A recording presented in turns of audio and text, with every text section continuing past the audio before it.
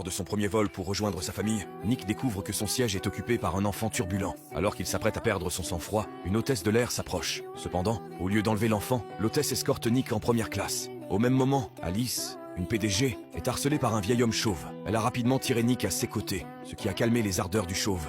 Pendant tout le vol, Alice est plongée dans son travail, tandis que Nick s'amuse sur le siège réglable et tente d'attirer l'attention d'Alice. La PDG dominatrice de 40 ans est loin de se douter que ce garçon est sur le point de changer sa vie pour toujours. Soudain, l'avion subit de fortes turbulences, tremble violemment et plonge la cabine dans le chaos et l'obscurité. Instinctivement, Alice saisit la main de Nick, qui ne se dérobe pas, mais qui est visiblement tendu, trop nerveux pour parler. Lorsqu'Alice se rend compte qu'elle a saisi la main de Nick, elle la lâche rapidement et s'excuse. Mais Nick lui assure que ce n'est pas grave.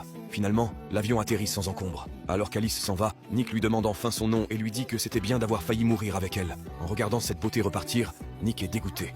Elle était si charismatique, alors que lui n'était qu'un simple employé de bureau. Il remarque alors la clé USB qu'Alice a laissée derrière elle et se précipite pour la rattraper, mais elle est déjà partie avec son chauffeur. Le lendemain, Alice est entrée dans son entreprise avec assurance et inspirant le respect, mais essuyant aussi des moqueries, étiquetée comme une vieille femme peu romantique. Mais Alice ne se préoccupe pas des ragots, se concentrant uniquement sur son travail et visant à devenir la directrice générale du magazine Vogue. Mais contre toute attente, le patron confie le poste à Alain, son collègue. Alice est choquée et confuse, car elle sait que c'est elle la plus qualifiée. Cependant, le patron lui explique que même si Alain n'est pas aussi compétent qu'elle, sa personnalité joyeuse et ses bonnes relations avec ses collègues sont bénéfiques pour l'innovation future de l'entreprise par rapport à l'attitude austère d'Alice. Dépitée, Alice a décidé de se plonger dans son travail. Et alors qu'elle s'apprêtait à consulter des documents sur son ordinateur, elle a été horrifiée de constater que sa clé USB avait disparu.